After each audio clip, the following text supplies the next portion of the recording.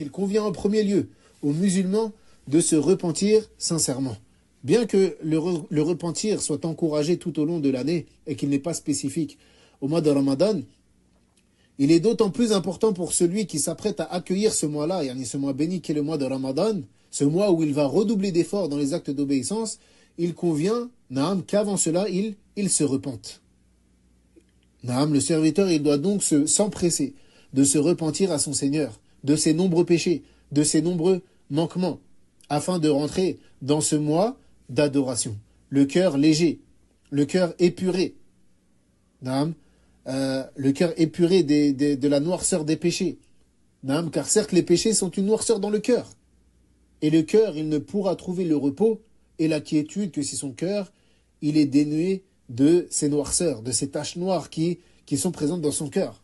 Comme c'est dit dans le hadith de Abu Huraira, radiallahu anhu, il dit, sallallahu alayhi wa sallam, certes, le serviteur, lorsqu'il fait un péché, lorsqu'il commet un péché, il est inscrit dans son cœur un point noir.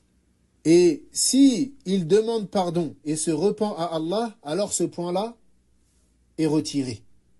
Mais s'il revient à ce péché-là, c'est-à-dire s'il ne se repent pas de ce péché-là, et qu'en plus il le commet encore une fois, alors il dit Zad, ou Zida fiha. Alors ce point-là, il est secondé d'un autre point. Yani ce point-là, il grossit.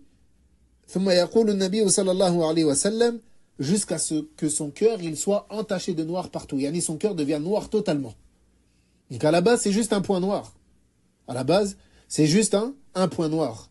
Mais à force de commettre des péchés, si tu ne t'en repens pas, alors ton cœur devient noir. Entièrement. Donc le musulman, il doit faire quoi? Il doit se repentir à Allah Azza wa Jal.